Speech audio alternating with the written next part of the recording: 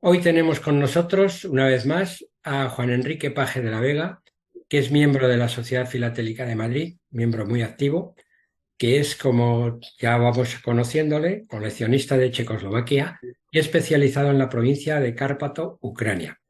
Recientemente, como sabéis, en el año 2019 ha sido medalla de oro en la exposición internacional de Budapest en 2019 por su colección Cárpato-Ucrania 1944-46 y fue también oro en la exposición filatélica nacional de 2019.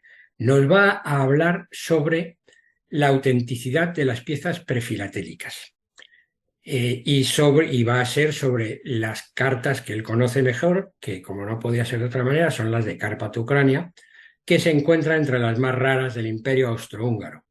En concreto, una de ellas es la más rara de Hungría, y esta situación ha dado lugar a una enconada polémica acerca de la autenticidad de las pocas cartas existentes. Él se pregunta, ¿cómo se garantiza la autenticidad de una carta prefilatélica? Bueno, pues ninguno de los expertos justifica adecuadamente en qué se fundamenta. Sin embargo, habrá alguna manera en que puedan utilizarse para elaborar una opinión. Cuando quieras, Juan Enrique, puedes empezar. Muy bien, muchas gracias, Ray, muchas gracias a todos. Esto va a tener como dos partes. La primera es contar cosas de las prefilatelias carpato-ucranianas, pero es la base para después lo que voy a comentar con, en mi opinión, más interés por mi parte, por lo menos. Y es, bueno, quién sabe si esto es bueno o no es bueno. La razón es simple. Yo tengo una colección muy antigua, de hace eh, 60 años aproximadamente, y tengo lo que se consideran las cartas prefilatélicas más raras de Cárpato Ucrania. Y automáticamente tengo detrás una enorme polémica respecto de lo de siempre. La tuya es la mala, la mía es la buena. Entonces, bueno, voy a contar un poquito de qué va la prefilatelia de Cárpato Ucrania y luego hablo de la expertización. Por supuesto, yo no soy experto. Es decir, lo que voy a hacer es reflexiones de cómo me gustaría a mí que alguien me dijese cómo ha juzgado mis cartas, ¿no? No soy experto ni soy un coleccionista de nivel medio, o sea que no penséis que estoy dando una lección de cómo hay que hacer las cosas. Bueno, he abierto con esta carta, es la más antigua que tengo, es solo de 1755, es prefilatería, pero no tiene ninguna marca. Está escrita, tiene la dirección, tiene la fecha y es una carta típica de las que podría enseñar nuestro queridísimo Eugenio, solo que de otra parte del mundo, ¿no? Lo primero, ubicar la zona no es más que un capricho y es pues la zona un poco noreste de Hungría, pero en la época de la prefilatelia era el Imperio Austrohúngaro. O sea que es esta cosa que tenéis por aquí. Esto es Hungría, es decir, la parte húngara del imperio austrohúngaro, y aquí es donde está mi zona de interés. Y explico. Allí había muy poca gente, es decir, es una zona muy poco poblada, lo era entonces mucho menos, claro. La economía estaba basada en la madera, hay minas de sal, la gente no sabía leer ni escribir, mayoritariamente, por tanto, la correspondencia es o de sacerdotes, obispos, etcétera, o de aristócratas, los que tenían allí sus posesiones. La correspondencia se escribe en latín si es eclesiástica, o en húngaro, que es el idioma que correspondía, a pesar de que la población hablaba pequeño ruso, una variedad de ucraniano, ¿no? La administración postal era la austriaca, el correo estaba nacionalizado en 1722, allí estaban pues los de siempre, los taxis, y después el bornemista, que es un nombre que conocemos por el varón de los cuadros de la señora Thyssen. Y la prefilatelia se acaba pues el 1 de junio de 1850, que Austria emite el primer sello, para situarnos, ¿no? Literatura respecto a esto, pues hay. Hay dos libros clave, uno en alemán y el otro en húngaro, con trozos traducidos a alemán y a inglés. Y me interesa mucho el de la derecha, porque tiene un preámbulo donde explica qué características tienen las cartas prefilatélicas. Habla de todo, de con qué están hechos los cuños, qué tinta se usaba, etcétera. O sea que es una fuente de información fundamental. Y además tiene las valoraciones por medio de puntos. Antes de las marcas manuscritas, la primera marca manuscrita es de 1814, aunque haré alguna salvedad, pues las cartas estaban escritas como cualquier carta y en general con la denominación de origen escrita en el frontal a mano, a pluma. Esto es una carta dentro de Carpato-Ucrania y llamo la atención de una cosa que se va a repetir mucho y es la dirección. Ocupa todo el frontal, ¿no? Si uno se pone a leer, pues es reverendísimo y admiradísimo señor prelado magnífico y así se está hasta que se le acaba el papel, ¿no? La primera, como decía, es de 1814 y ahí he pintado los sitios donde estaban las oficinas con marca prefilatélica. He adjuntado las fechas, no es que sea muy importante, pero bueno, da una pista de cuáles son las fundamentales y cómo después fueron haciendo otras. Y destaco una cosa, y es que aunque es de 1814, he dicho, aquí pone Bilke 1798. O sea que parece que hay algo anterior a 1814. Y aquí lo que he puesto he recogido las marcas que se supone que existieron en cada una de esas estafetas. Al principio todas estas son administración austriaca y en 1847, aunque sigue estando la administración austriaca, Hungría adquiere un peso importante en la parte postal y organiza sus propias marcas que son completamente distintas y mucho más estandarizadas que las anteriores. Bueno, hay alguna más. Yo he escrito un par de artículos sobre marcas que no están aquí y bueno, como todo, pues hay margen para estudiar. De todas formas, imaginaros la diferencia entre esto y la prefilatería española, ¿no? Que tiene una infinidad de marcas. O sea, esto es un número muy reducido de marcas. Bueno, como decía, hay una de 1797, que aquí la llamo la estrella de la prefilatelia húngara, que lo es porque en el libro este que decía antes de Andor Berg, la puntuación más alta es 2000, que es la de esta marca, y la siguiente es 1000. Es decir, que se dispara por arriba, ¿no? Esto es una carta con esa marca, que se la ve por aquí, ¿no? Que está aquí arriba reproducida, y es una marca de oficina de cuarentena. Es oficina de cuarentena del Reino Imperio, no sé qué, en Vilti, que es la ciudad donde está. De esta marca, hasta donde yo sé, no voy a decir una y otra vez en mi opinión o hasta donde yo sé, pero ponerlo siempre delante de lo que diga, ¿no? Hasta donde yo sé, hay 3 cartas. Una de ellas está en el Museo Postal y para colmo está en rojo la marca. Con lo cual, el debate sobre esto es, una está en el Museo Postal, la otra está en un banco, que es de un señor la marca y la tiene en un banco, y la otra la tengo yo.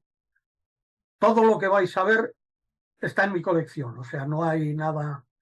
Entonces la pelea es tremenda, ¿no? Yo no me atrevo a exponer prefilatelia de Carpato-Ucrania porque, lo voy a decir corto y claro, los cabreos que cojo son sublimes, ¿no?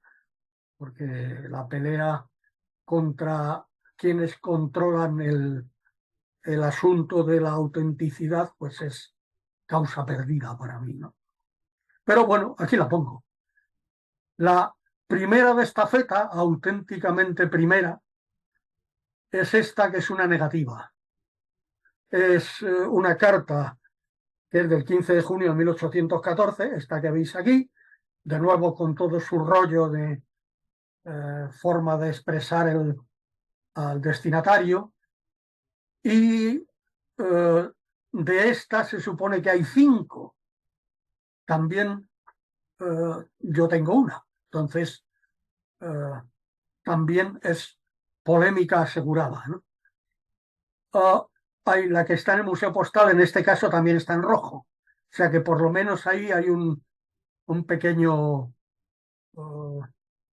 punto a mi favor, vamos a llamarlo, ¿no? Ahora pongo, pues, dentro de marcas más normales, las que son menos comunes, ¿no? Esta, por ejemplo, es una en rojo, en una carta certificada con acuse de recibo, nota bene y franco erga recepise, con las 2 marcas de franqueo pagado completamente, ¿no? Esta marca es normal en negro, bastante rara en rojo. Casi diría que las he puesto por orden de rareza, en mi opinión, voy a llamarla. La siguiente es de la misma ciudad, Uzhorod, Unjuar o cualquier otro nombre, porque las ciudades de Carpato-Ucrania han pasado al menos por 5 nombres distintos todas. Entonces es una marca de la capital de la región, ovalada, como veis, en una carta dirigida a Eslovaquia en 1810. De 1810, aquí debo tener un gato, porque en 1810 no hay. Bueno, tampoco es muy importante. En 1810 esta marca no estaba. Me he confundido en algún sitio. Y es una mitad de tarifa pagada, ¿no? Una sola raya. Todas tienen algo de interés que comentaré luego. Es a lo que voy. Esta es la misma, pero en verde. Que yo sepa, he visto 2. Esta y otra, en verde. Entonces es de 1830. Bueno, una carta normal, excepto en que el color de la marca es raro, digamos. Y aquí acaba la primera parte. Quizá he ido muy deprisa, no pasa nada si tengo que pararme o volver luego o lo que sea, pero es que esto no es lo que me interesa y desde luego seguro que a vosotros tampoco. Seamos claros, ¿no? Porque, bueno, esto pilla muy lejos para un coleccionista que no se dedique a esto, ¿no? Pero ahora voy a hablar de la expertización. Y voy a empezar a hablar de la expertización en general y voy a hacer, como casi siempre, por otra parte, una crítica bastante ácida, ¿no? La voy a hacer con ejemplos. Esto es un certificado fotográfico de estos sellos, que son unos sellos de Hungría sobrecargados en Carpato-Ucrania. No es prefilatelia ni nada, pero es un certificado típico. No merece, lo puedo ampliar, pero es que no merece la pena. Dice un señor que, en su opinión, los sellos que hay acompañando en la fotografía son auténticos, ¿no? Y no dice por qué ni nada, simplemente son auténticos y ya está. Para mí estos papeles por supuesto, es un señor con su sello de experto y estas cosas, o sea, no es cualquiera que ha escrito un papel, ¿no? Entonces, yo escribo aquí que para mí esto carece de todo valor. En este caso, además, carece especialmente de todo valor, porque la sobrecarga que dice que es auténtica es falsa. Además, es el falso más conocido de esta sobrecarga. Tiene hasta nombre. Es el falso de Budapest, ¿no? Entonces, este señor muy serio dice que es auténtico y el señor que tiene en su posesión los sellos se puede permitir el lujo de venderlos a un precio relativamente alto. No son sellos muy caros tampoco. Dicho de otra manera, hay gente que expertiza y expertiza falsos diciendo que son auténticos. Es decir, es pura ignorancia. No digo maldad, pura ignorancia. El siguiente que pongo es de un gran amigo mío, porque Mirek Blaha, pues ya se ha muerto el hombre, pero llegamos a ser muy amigos. Era el experto en Checoslovaquia de Carpato-Ucrania, y esto es un certificado suyo hecho para mí, es decir, en el anterior no, pero este era para mí, y declara la sobrecarga de este invento, que es pues una hoja de las que se usan en correos para cierto servicio, la declara falsa. Tampoco dice por qué. Él dice, esta sobrecarga es falsa y también, por tanto, para mí carece de valor. O sea, yo quizá en mi formación que me pide que alguien me explique las cosas, ¿no? Esta sobrecarga es verdaderamente falsa y yo hubiese dicho directamente que era falsa. Lo que pasa es que yo no puedo firmar este papel, ¿no? ¿Por qué? Pues porque nunca esta sobrecarga se registró muy bien en correos, desde el año 44, 1944, y la documentación está completamente recogida cuidadosamente, y este artilugio postal pues nunca se sobrecargó con la sobrecarga esta. O sea que es falso obvio. A lo que voy. El mundo de la expertización es un mundo proceloso, pero no voy a hacer la crítica de si son buenos o malos, justos o injustos. Lo que voy a hacer la crítica es cómo se hacen los certificados. Y entonces ahora entro en prefilatelia, ¿no? Bueno, los certificados, hasta donde yo conozco, por supuesto hay mucho más mundo que el que yo conozco, pues lo primero que necesita uno para hacer una valoración de un documento es que exista un original inequívoco. Es decir, o hay uno que es el bueno, o si no, ¿cómo comparo el siguiente con qué, ¿no? ¿Cómo hago un juicio, ¿no?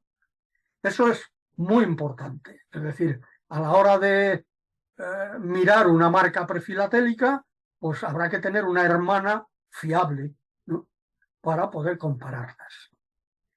Las hermanas fiables están en los museos postales o en las administraciones de correos, en archivos que tienen, etcétera.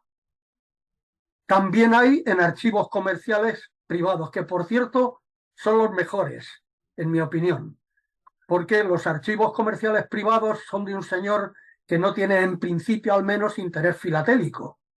Y entonces lo tiene allí y nunca se ha planteado si aquello tiene algún valor o no. Con lo cual son una fuente muy interesante. Bueno, desgraciadamente no hay muchos. Son, en caso de Carpato-Ucrania, son los eclesiásticos que hace tiempo que se dilapidaron, se vendieron, ¿no? O sea, la iglesia los vendió porque podía tener unos ingresos, ¿no? Los ejemplares de los museos postales son difícilmente examinables. Es decir, uno los ve y los utiliza para hacer una evaluación de autenticidad, pero solo mirando. Es decir, mira la pieza, pero difícilmente la puede tocar, es decir, la puede sacar de donde está, y como mucho, pues con una lupa o algo así, pues mira, a ver. A mí eso me parece totalmente insuficiente. En el caso de las marcas prefilatélicas, casi evidentemente insuficiente, por cosas que iré comentando, ¿no? Pero esto es el mundillo de cómo se suele hacer esto, ¿no? Entonces yo digo, ¿qué me gustaría? Insisto, no soy un experto. Lo que digo es, ¿qué me gustaría que me dijese alguien que analiza una de mis cartas estas polémicas? De las que, bueno, no son nada del otro mundo, son cartas polémicas, son cartas, lo voy a decir sin ánimo de introducir ningún elemento pecuniario, son cartas de 5.000 euros. Bueno, tampoco es para, no son las de Colón, vamos. Entonces es lógico que no haya una gente muy especializada en esto, ¿no? Pero ¿qué considero yo que debería mirar alguien cuando mira una carta prefilatélica? No son en orden de prelación, las he puesto según se me ha ocurrido, ¿no? Lo primero, la fecha del pliego, o sea, pues si es del año 1847, pues no es prefilatélica, o sí es prefilatélica. Y si es del 1860, no lo es o sí lo es. ¿Había sellos? No había sellos. ¿Qué tasa se pagó? Porque es importante saberlo. ¿Cómo escribía la gente? No la marca, sino cómo escribía la gente y qué tipo de tinta usaban para escribir. Luego comentaré cada una de estas cosas. Por supuesto, a quién va dirigida la carta y a dónde, ¿no? Ojalá se pudiese también leer el remitente, pero raramente se sabe quién remitió la carta. Son envueltas, no tienen el texto dentro y lo que uno tiene sobre todo es la dirección del destinatario. Pero es importante eso, hay que tener en cuenta esa información. El papel de que está hecho el sobrescrito o lo que sea, pues no es lo mismo un galgo de hoy que un papel de 1800 no sé cuánto, ¿no? La marca en concreto, su tipo y su color. Es decir, el aspecto fundamental es la marca. ¿Con qué tinta está impresa? Pues también es muy importante. ¿Con qué está hecho el cuño? ¿De qué material es? La forma y dimensiones, es evidente, ¿no? Quizá podría haber puesto alguna más, pero como no quería dar mucha paliza, pues me he quedado ahí. Y ahora voy a hacer un comentario lo más corto posible de cada cosa. Y lo voy a hacer en base a cartas. Entonces, la fecha del pliego. Dice, hay veces que está la fecha en el pliego. No siempre. De hecho, muchas veces no. Pero esta está fechada en Biloc, en Pistaulac, el 27 de marzo del 39, ¿no? Entonces, ¿para qué me sirve? Pues mira, me sirve para mirar si en la información existente, razonablemente fiable, en el año 39 se usó esta marca. Porque a lo mejor lo que se conoce de esta marca es que no se usó en ese año. Entonces hay que saber si la fecha del pliego es compatible con la fecha admitida de uso de la marca, que en este caso resulta que sí. Bueno, hay algún comentario de pasada. Aquí pone Batalbol, la mayor parte de estas cartas son oficiales. Esto significa servicio oficial. Llevan su marca, pasó por la estafeta, pero llevan su texto de servicio oficial. Pero como he dicho antes, esto era la Iglesia, administración pública o algún terrateniente importante. Y entonces, en la mayor parte de los casos, la Iglesia ponía servicio oficial o en servicio de la Iglesia o cosas así, ¿no? Bueno, es una primera cosa, un primer dato que me puede guiar de si voy bien. En esta parece que voy bien. La tasa pagada. Esto es una prefilatélica sin marca, con marca escrita, ¿no? De la capital, el Joro.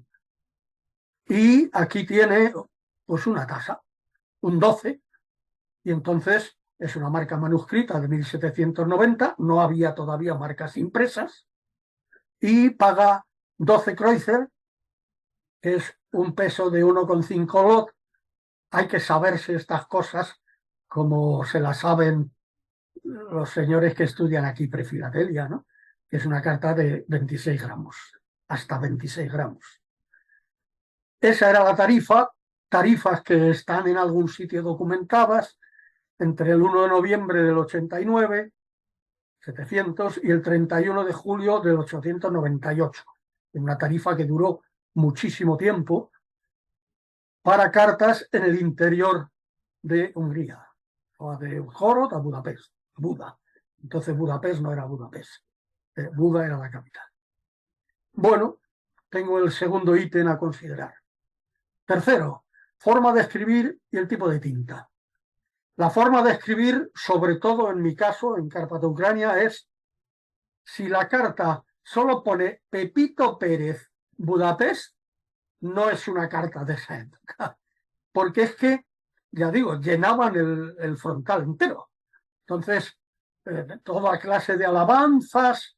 Entonces, eso da una pista de si la carta es razonablemente aceptable o no. Y luego la tinta. Voy a hablar más veces de la tinta, en este caso hablo de la tinta de escribir.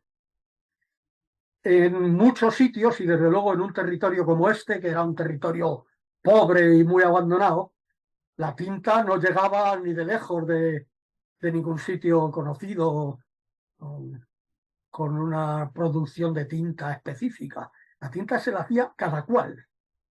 Es decir, los señores del arzobispado, del obispado de Uxmal, pues se tenían que hacer la tinta ellos, porque allí no les llevaba nadie tinta. Y entonces, pues hay que ver, con un aumento grande, pues qué tipo de tintas puede uno encontrarse.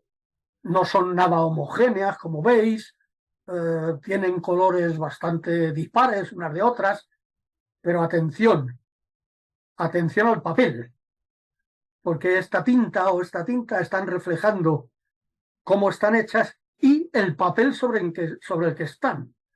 De tal manera que, dependiendo del papel del escrito, pues el aspecto de la tinta, su rugosidad influye, cómo se distribuyen los negros y tal, pues hay que tenerlo en cuenta. Si la tinta no es comparable con tintas de otras cartas de procedencia similar, o ojalá que de la misma procedencia, pues hay que dudar gravemente. Pero si son similares digo, no necesariamente idénticas, pues ahí me queda la cuestión de si esto es bueno o me estaré confundiendo. El destinatario y su dirección.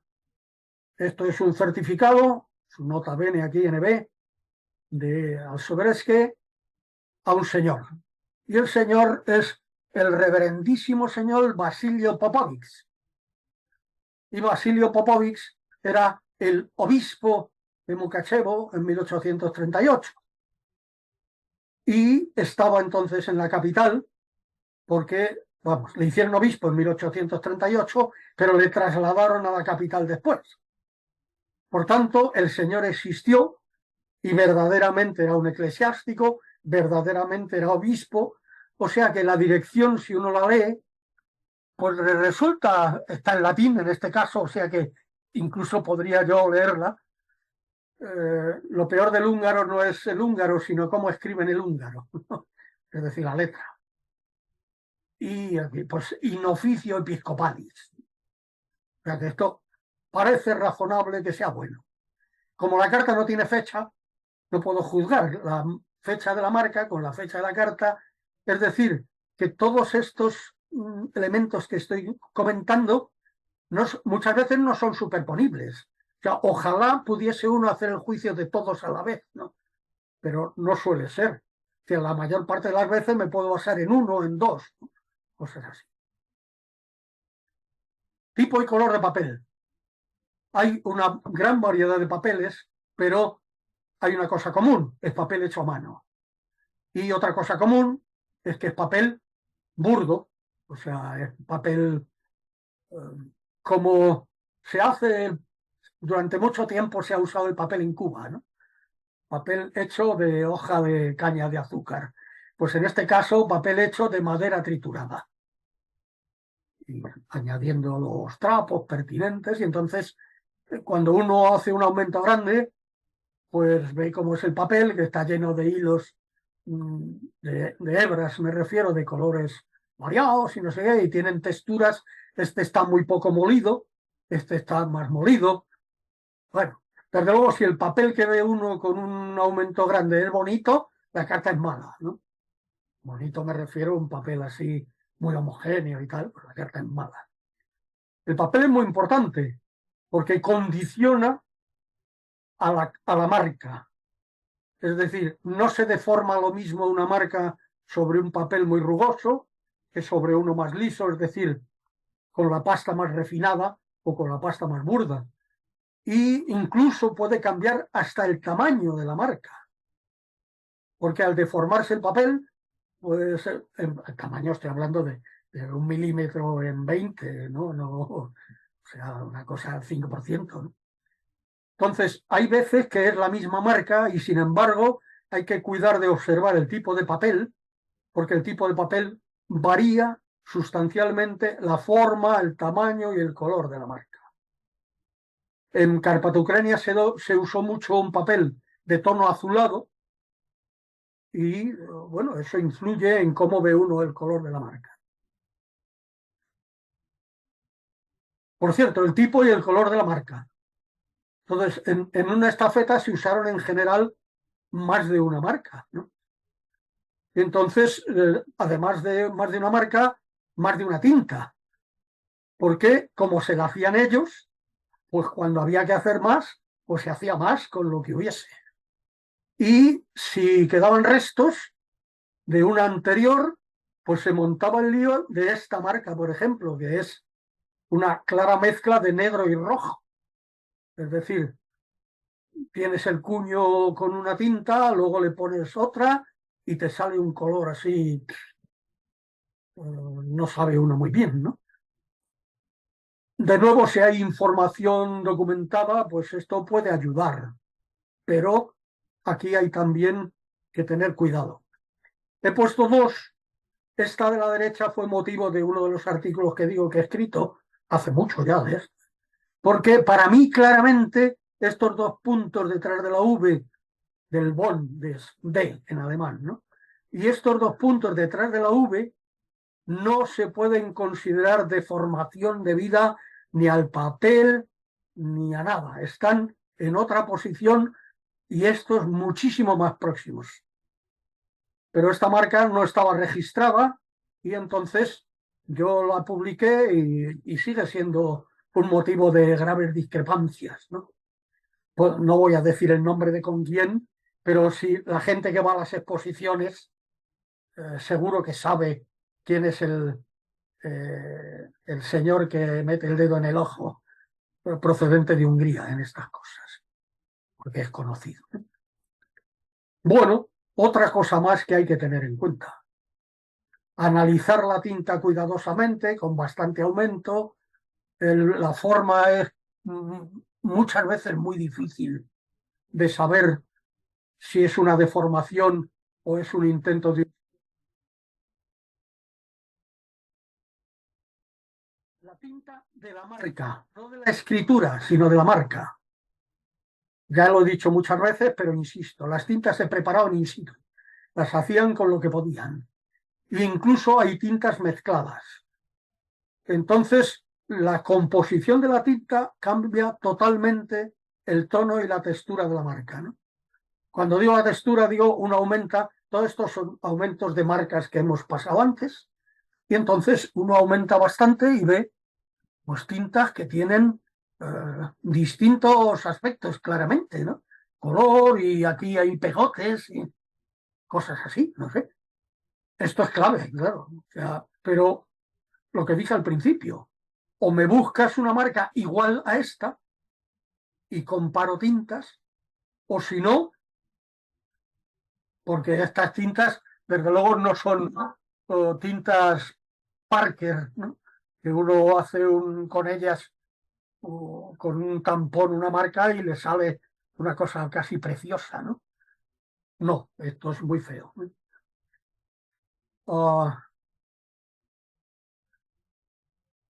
Me pregunto, ¿se puede falsificar una marca con un escáner y una impresora? Y entonces lo que he hecho ha sido intentarlo. He cogido una marca original. Original significa no auténtica. No confundamos. Yo creo que es auténtica, pero lo que he hecho ha sido escanear un original de una carta que tengo yo. O sea, que es original en el sentido de que he usado directamente la marca que hay en la carta, que es esta que veis aquí, que es una que hemos visto antes, pero en rojo, ¿no? Bueno, he escogido la E, esta E, y la he aumentado. Y esto es lo que he sacado con un escaneado a 1200 puntos por pulgada, que es un escáner que yo tengo aquí, un Canon normalito, vamos, no es nada extraordinario. Y me ha quedado, pues bien, me ha quedado una imagen bastante maja, ¿no? Así con sus pegotes y bien, bastante bien definida y tal, ¿no?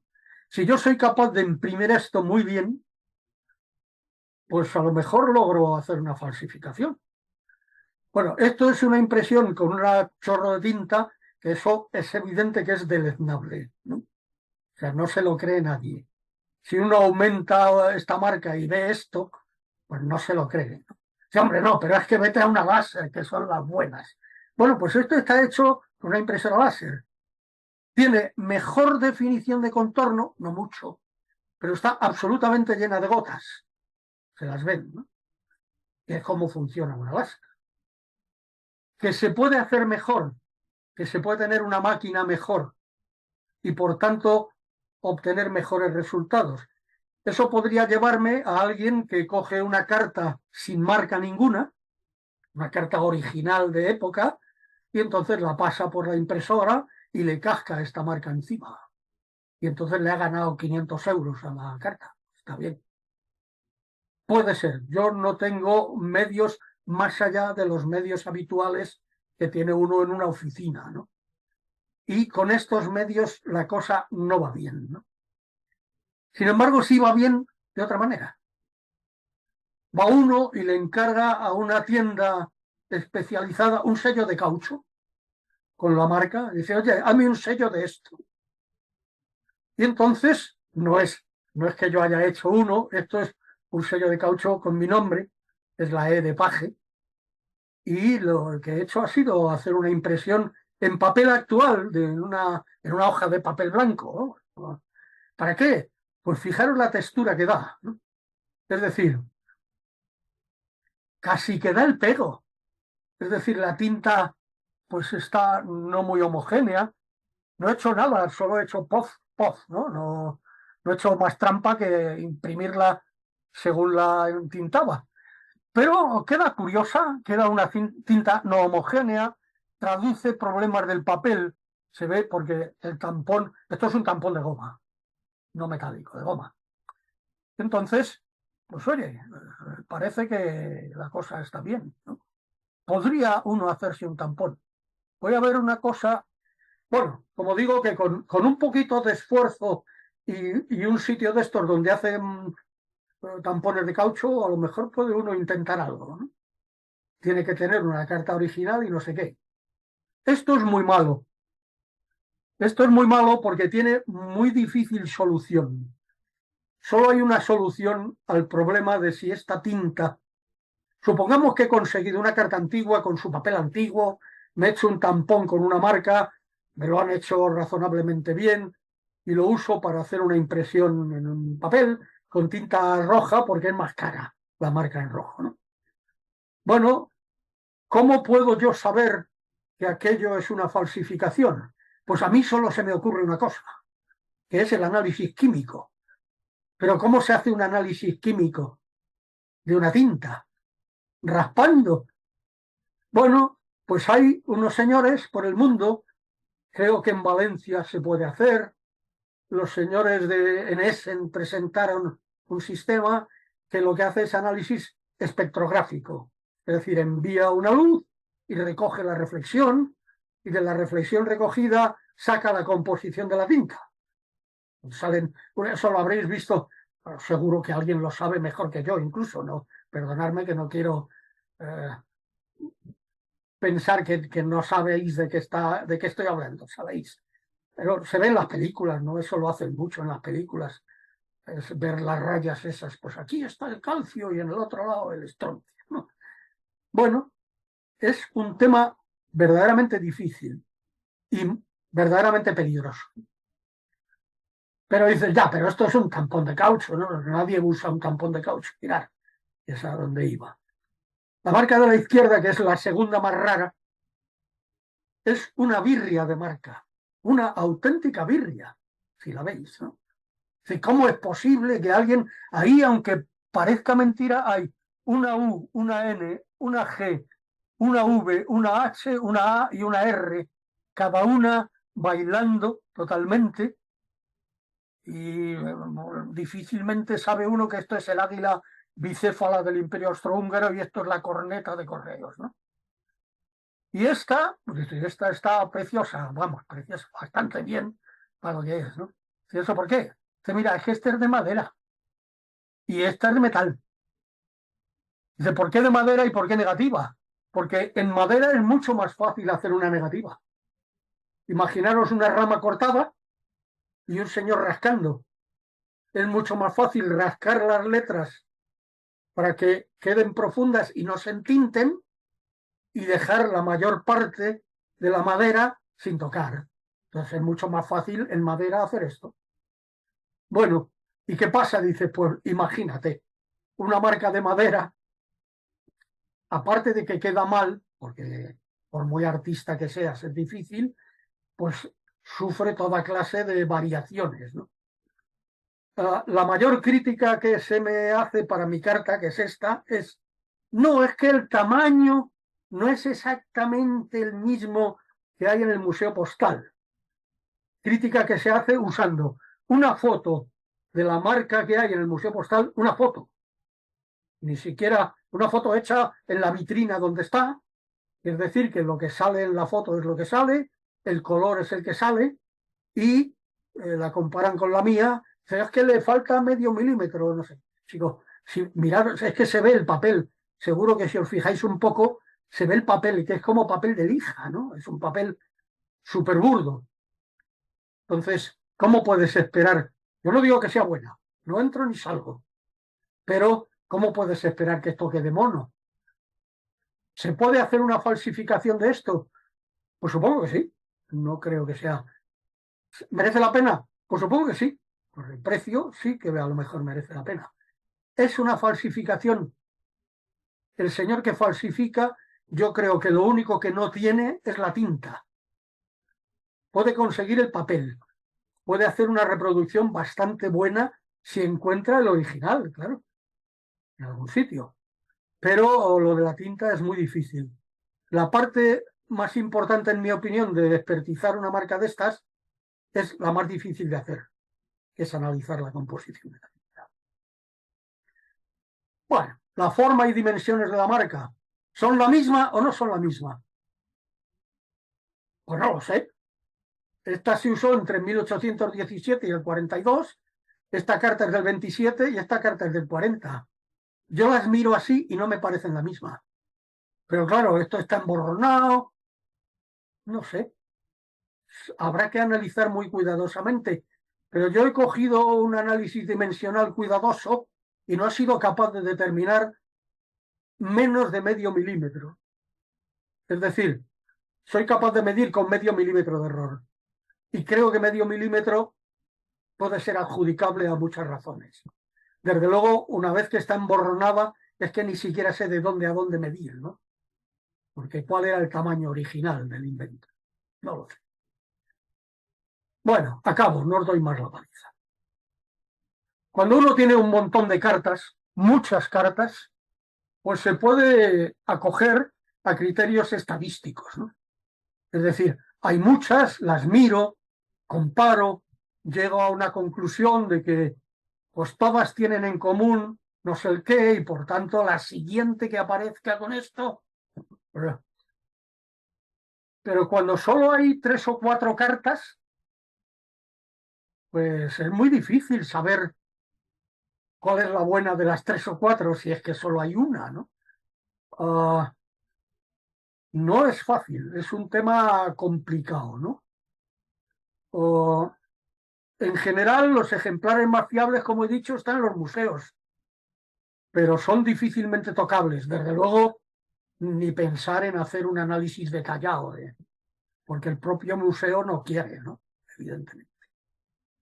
Entonces, estamos en una situación complicada y usando unos medios de muy bajo nivel técnico.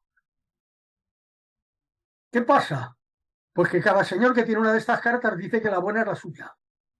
No dice que las demás también. ¿Por qué? Porque si las demás también, en vez de una, hay 5. Y eso cambia evidentemente el valor de mercado de estas cartas. La prefilatelia en Carpatucrania, como en la mayor parte de los sitios, no es una cosa muy coleccionada, ¿no? Hay coleccionistas muy buenos y tal, pero no es gran público.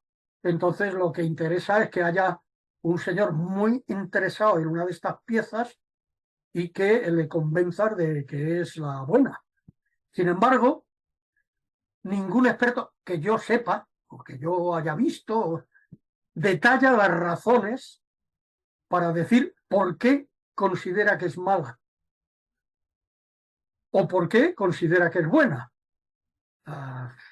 No está, me hubiese gustado que estuviese Benito González Bugallo como experto en estas cosas en plan más moderno con los scouts, porque al final el experto de Checoslovaquia hacía, lo voy a decir claramente, chanchullos con certificados, porque las cartas de scouts llegaban a ser muy caras, ¿no? Y tenía que ser Benito, un españolito, el que decía, oye, no me cuenten milongas, porque esto es falso, ¿no?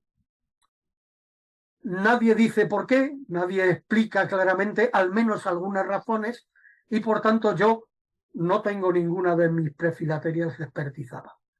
¿A quién se la mando? Pues no lo sé. ¿Qué me va a contar si se la mando? ¿Que es buena o que es mala? No me vale. Como no me vale, pues me da igual. ¿Problema? Cada vez que pongo Carpato Ucrania, empezando por los primeros años, pues me sacuden. Pero bueno, como me sacuden también en las demás, tampoco me preocupa mucho, ¿no? No sé. Muchas gracias por aguantarme, no os cuento más nada.